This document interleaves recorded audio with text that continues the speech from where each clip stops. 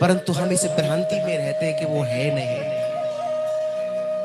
भगवत प्रेम ये बताइए, आपने हवा को देखा है? नहीं देखा है ना? ऐसे ही ईश्वर भी है। जैसे हवा को हम महसूस करते हैं, ऐसे प्रभु को भी महसूस करिए। अरे ये माटी का शरीर बोल रहा है, चल रहा है, गा रहा है, सुन रहा है कि नहीं? हंस रहा है। और क्या प्रमाण चाहिए ईश्वर का? कह दो बांके बिहारी लाल। तो ब्रज में रहना है तो क्या कहना है? तो भगवत प्रेमी भगवान कन्हैया ने कहा कि तुम यहाँ क्यों आई हो? जाओ और जाकर के अपने अपने पतियों की सेवा करना। भगवत प्रेमी गोपियों ने कोई उत्तर नहीं दिया।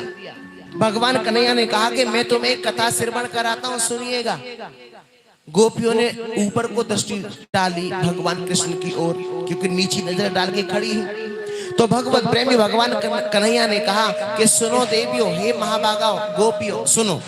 एक नारी अपने घर के आंगन में चावल बीन रही थी।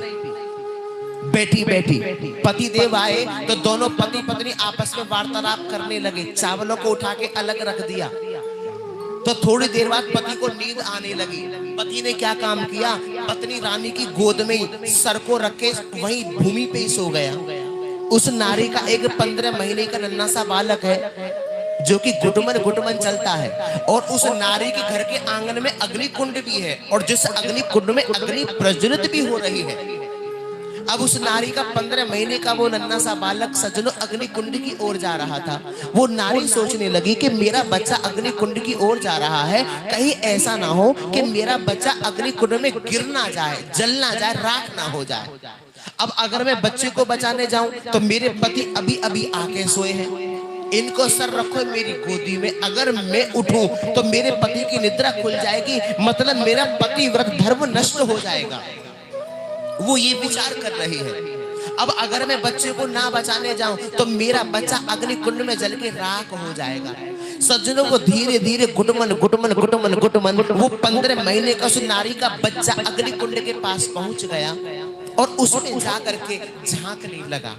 जैसे झांकने लगा और थोड़ी देर बाद ही उस बच्चे ने अग्नि कुंड में छलांग लगा दी, गिर पड़ा।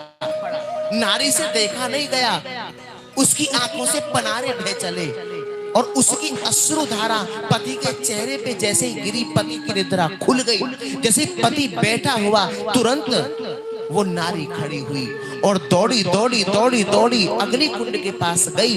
और अग्नि कुंड के पास में जाकर के उसने क्या देखा कि उसका 15 महीने का वो बालक अग्नि कुंड में किलोल कर रहा था, खेल रहा था, खेल रहा था। मतलब पतिव्रत धर्म के प्रभाव से वो अग्नि कुंड की ताकत व शक्ति चंदन के समान शीतल हो गई, शीतल हो गई। तो भगवत प्रेमियों, आप जरा विचार करिए कि पतिव्रत धर्म में कितनी बड़ी शक्ति है। इसीलिए कृष्ण कह रहे हैं कि मैं तुमसे यही कहना चाहता हूं कि जाओ और जाके अपने अपने पतियों की सेवा करना। क्यों? क्योंकि प्रत्येक नारी का धर्म है अपने पति की सेवा करना।